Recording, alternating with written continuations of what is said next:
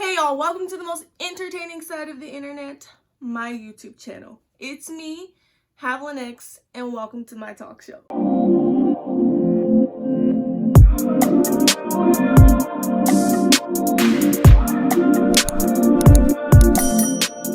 We're going to be talking about why we as Black people have got to stop inviting everybody to the cookout.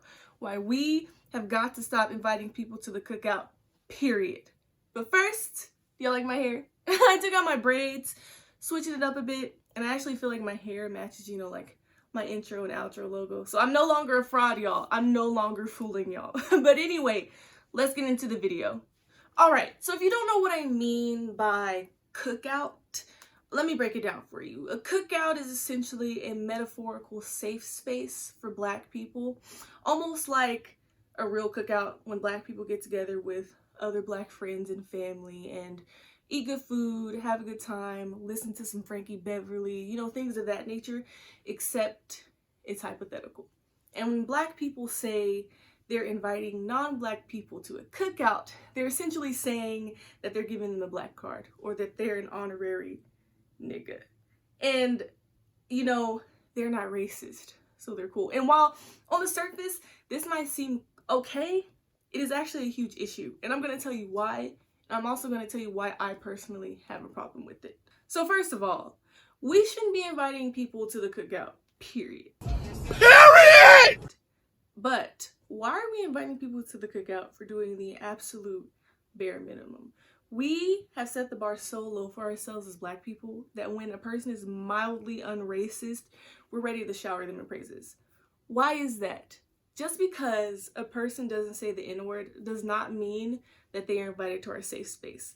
Just because a person eats hot sauce on their chicken, or they can rap some Megan Thee Stallion or Tupac lyrics, or because their sister's husband's brother's second cousin is Black, does not make them exempt from racism. And even if they're not racist, we shouldn't be ready to shower them in praise for doing the bare minimum.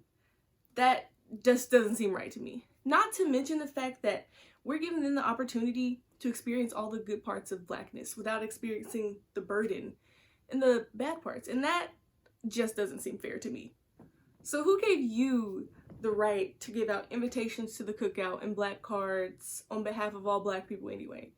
Now a problem has been created because you, the invitation giver, enabled their behavior.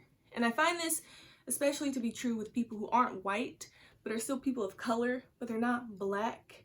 Because a lot of the times, these are the same people that are raised in the same communities as us as Black people. So them being raised around Black people and Black culture, paired with the fact that their Black friends gave them a Black card, they start to think that they're basically Black and that they can say the N-word. And so this creates a problem.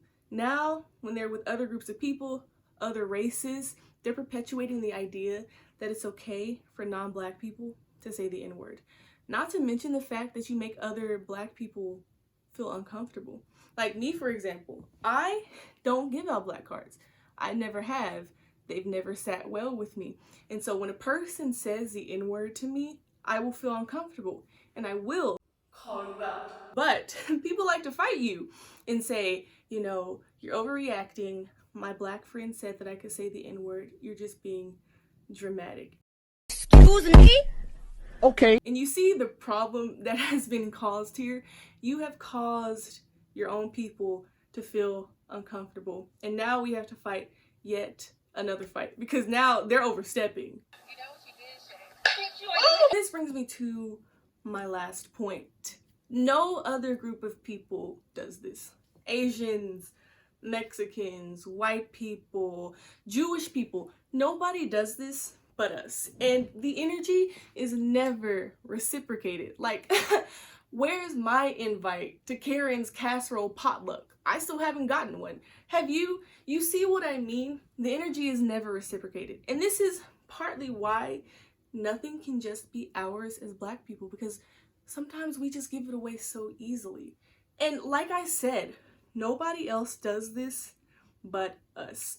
And when it comes to other people's racial slurs, if we were to say it jokingly to them in the way that they do it to us, it's fight on sight. They're ready to post up. And why is that? Why is it that they can say our racial slur and expect us not to have a problem with it and be mad if we do? It's because people who invite them to the cookout enable their behavior and have essentially watered down the issue.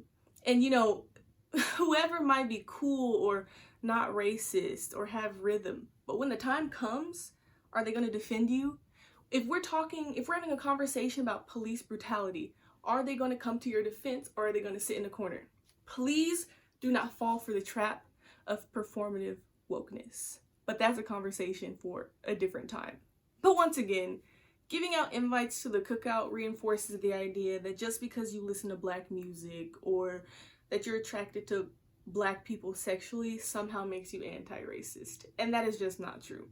And I'll leave this video off with a little story. I was having a conversation with my Black friends the other day, and we were talking about whether or not anybody, including Black people, should be able to say the N-word because of its history. And they said the conversation about the N-word is amongst niggas and niggas only. So that means if you are anything but Black, no, you cannot say the N-word, and no, you are not part of the conversation, period. Yeah, period.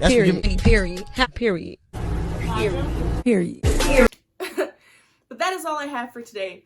Thank you guys so much for joining me and discussing this important topic with me. I love you all. I appreciate you all for watching my videos.